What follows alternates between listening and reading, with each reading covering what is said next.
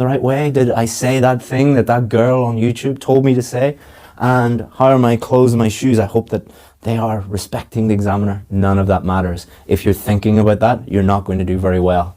The only 4 things that you need to think about are pronunciation, fluency and coherence, grammar, and vocabulary. Why do you need to only worry about these things? Because these are the only 4 things that the examiners are thinking about. That's the only thing they are thinking about. Pronunciation, fluency and coherence, vocabulary, and grammar. So if you are totally focused on these things, you're going to do really, really well. If you are focused on any of these things, you're wasting your time. So most of the things that we will be talking about in this challenge will be related to these 4 things. This is how we teach people. We don't look at tips and tricks and hacks and things that don't work. We just teach you to give the examiners exactly what they're looking for. Okay, so common mistakes. These are things that you need to avoid. And if you avoid these in part 1, you're going to improve your score. So this is the most frustrating part. Not too short, not too long. I'm sure you're thinking, oh, like that's really horrible advice. Not too short, not too long. Why don't you just tell me an exact number of words or an exact number of sentences? Some teachers will do that, but I think that's quite bad advice because we don't want you to go into the test thinking, I need to use 3 sentences or I need to use 4 sentences, because you're making it more difficult to speak naturally, and you should be speaking as naturally as possible. Now, you don't want to give a very short answer because you're not giving the examiner enough to really go on. Here's an example of a really, really short answer. Oh, I'm a student. On what subject? I'm studying MSc Marketing. So as you can see, Rashmi didn't give a very long answer, and that wasn't incorrect. The grammar was fine, the vocabulary was fine, her pronunciation was fine, but you're not giving the examiner enough to judge your performance on. Like if they said to me, what's your job? And I say, teacher, that's correct. I am a teacher, but it is not giving the examiner enough to really judge you on. For part 1, you don't want your answer to be too long either. Why is that? Well, it's the examiner's job to ask you a range of different questions. They're going to ask you between like 9 and 12 questions. So if, and they only have like 4 or 5 minutes to do that, and they've got a queue of people outside waiting to come in and do the test, and they have to get through all of those people. So if your every answer is like 2 or 3 minutes long, they're going to keep stopping you and stopping you and stopping you. And the problem with that is you're going to feel like you've done something wrong. You're going to feel a little bit stressed out by that, and then that can affect the rest of your performance.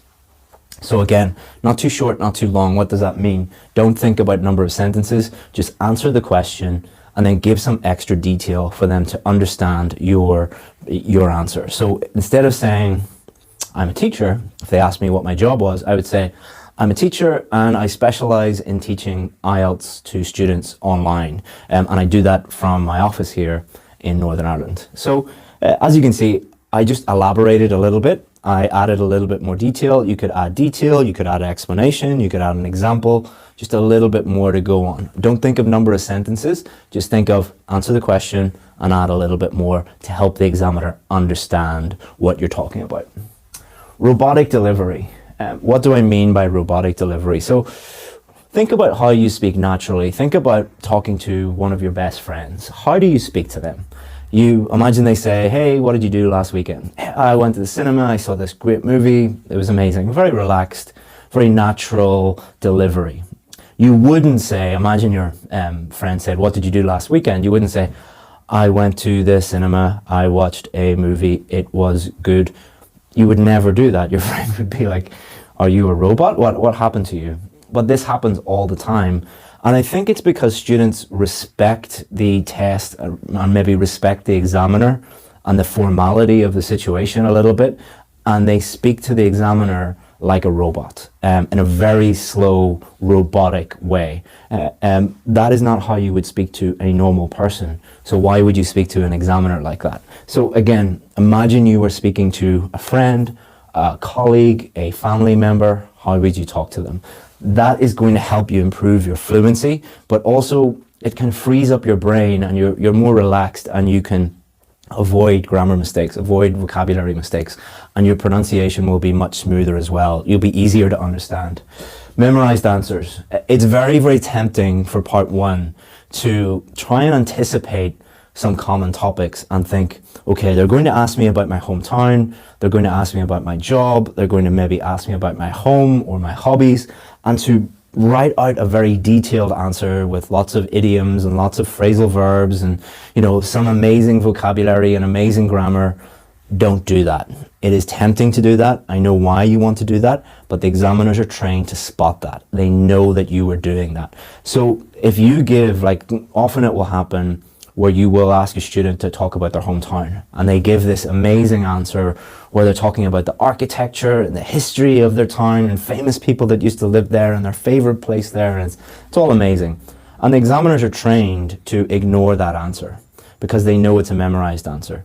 And what they'll do is they will then ask you a more difficult question related to that topic. So if they said, tell me about your hometown, and you give a memorized answer, they'll say things like, is it a good place to bring up children? Or they'll say, what are the transportation links like to the rest of the country from your hometown? And you'll be like, I wasn't expecting that.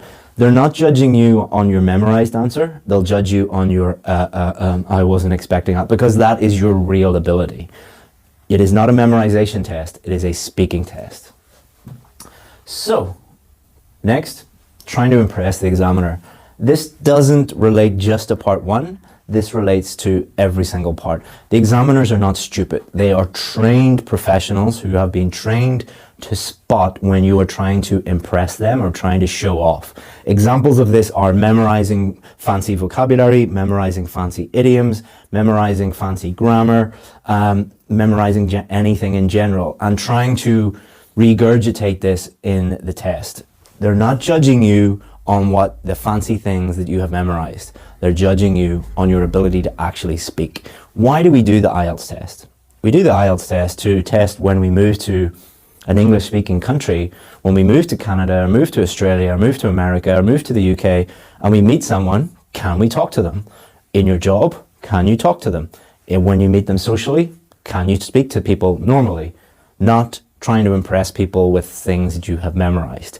They're judging you on your ability to naturally speak at your natural level, and they know how to do that. So memorizing things and trying to show off is a complete waste of time. They're not judging you on that. They're judging you on your ability to talk naturally. So, part one, best practices. These are things that you need to focus on. These are things that you need to be aware of, that you need to practice, that you need feedback on. And if you do all of these things, you will really, really improve, and you will perform to the best of your ability. Okay, so next one. Part one, best practices.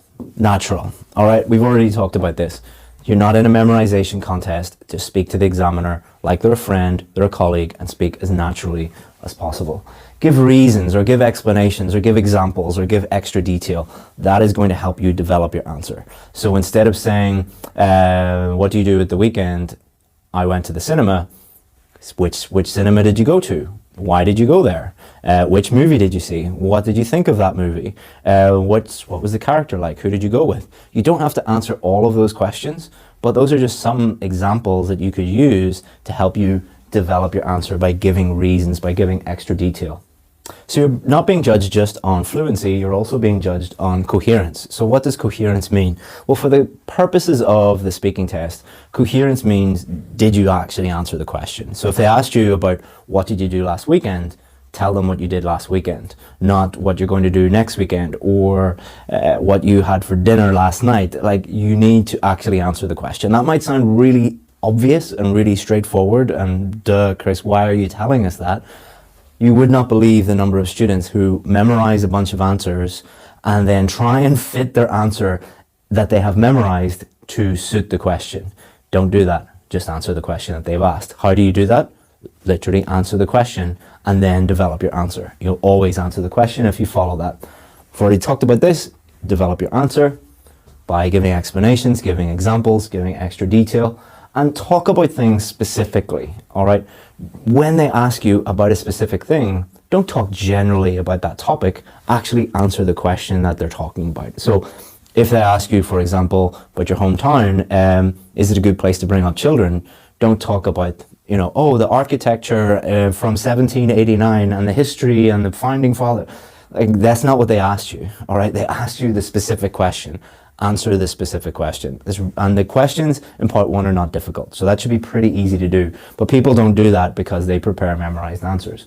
Give examples, and that is going to help you be as fluent as possible, and you will become fluent if you practice and you are not worried about all of these things that you don't have to worry about. We'll also talk a lot more about fluency in lessons 2 and 3. And grammar, don't try and use every single tense in the known language and every single grammar structure. Use the grammar and the tenses that are appropriate to use in the circumstances. So if they ask you, what did you do last weekend? You're going to use mostly past simple. If they say, how has your hometown changed in the last 20 years? Probably going to be using a mixture of present perfect and past simple. If they're asking you, how do you think your hometown will change in the future? You're going to use will, or it is going to. If they ask you, where's the best place to go to eat in your hometown? You're going to use comparatives and superlatives. So you shouldn't go in thinking, I'm going to use the past progressive, don't go in thinking, I'm going to use all of these different tenses and all of these different grammar structures. Just use the grammar that's appropriate to use in those circumstances. Don't overthink it. And don't try and think, I need to avoid every single grammar mistake possible. Even people who get a band 9 make small little grammar mistakes. Everybody does it. Native English speakers do it. I probably have done it in this video. When you are talking, your brain is working so hard that you will make small little grammar mistakes. But what you want to avoid is overthinking grammar, and that is going to affect your fluency. Because if you think, I don't want, what is the correct grammar, and is it is or are, and verb subject agreement, and which tense, you're going to really overthink it, and you won't actually answer the question. The more you think about grammar, the lower your fluency is going to be. The less you think about grammar, the higher your fluency is going to be, and you'll probably make the exact same number of grammar mistakes. Avoid as many mistakes as you can, but don't overthink. So a really easy way to answer part 1 questions is answer the question, give an explanation, and give an example. You don't have to answer every single question like that. In fact, I would encourage you not to answer 100% of questions like that, because some of them you won't be able to think of an example, or some of them won't need an explanation. But if you practice using that, most of your answers, you will be able to answer them in that way. So for example, if someone asked me about my degree, I studied law. Why did you study law? So what did you study? I studied law at university because I wanted to be a lawyer. So that's my explanation. And then I would give an example. So when I left, I became a lawyer, and I worked in the City of London as a commercial lawyer for about 3 years, and then decided to become an IELTS teacher, which is a true story. Okay, so that's how you answer a question, but you don't have to stick to that, but it'll help you if you practice that way.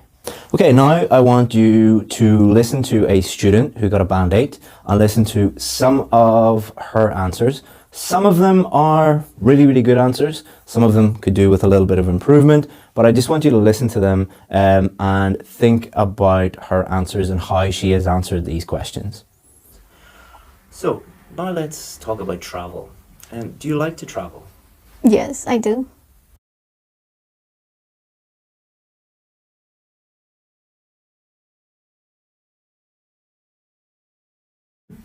And what do you hope to do with that degree after you finish? Oh, I hope to work as a data scientist in the future, yeah.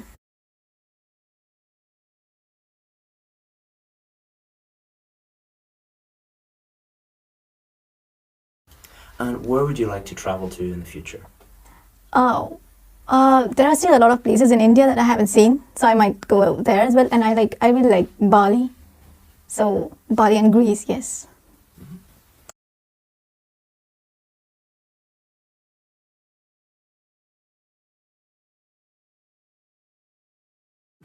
Is traveling abroad very popular in your country? Oh yes, it is. It is quite popular.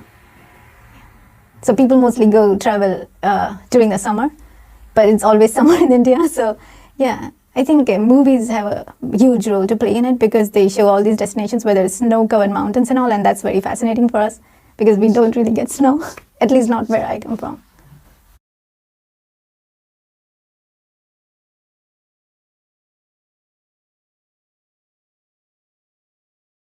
So hopefully you were able to see Rashmi and her performance and some things that she could have improved and some things she did really, really well. But hopefully by understanding this whole lesson and seeing what Rashmi did, and Rashmi went on to get a band 8, which is amazing in her speaking test, to show you exactly what you need to do. But watching this video is just the first step. The second step is completing the challenge. So let's jump into my computer and we will show you exactly what to do for your challenge. Okay guys, now comes the fun part where you are going to record your speaking and then send it to us. So your task, and this is really, really, really important. If you don't do this, then it is a complete waste of time and you're not going to improve and you're going to miss out on the chance to get better and get feedback on your work. Okay, so it is a really, really simple 4-step process that you are going to follow in order to record your voice and send it to us. So the first step, Step 1, download a free voice recorder app for your phone. So if you are an Apple person, if you have an Apple phone, go to the App Store. If you have an Android phone, go to the Google Play Store. And in both of those stores, you're going to find hundreds and hundreds of free voice recorder apps that just make it really, really simple for you to hit a button and it automatically records your voice. Don't ask me which one to choose. There are too many to choose from. Just pick the one that you want to choose. It's not that difficult. So step 2 in the 4-step process, answer these questions and record your voice. So you should have a phone, you should have an app on your phone that records your voice. You're going to look at these questions and don't pre-prepare the questions, don't research the questions, just pretend that you are in the actual exam and you are reading the questions just like the same way that the examiner would be asking you those questions. So look at the question, answer it, second question, answer it, third question, answer it. That's all you have to do.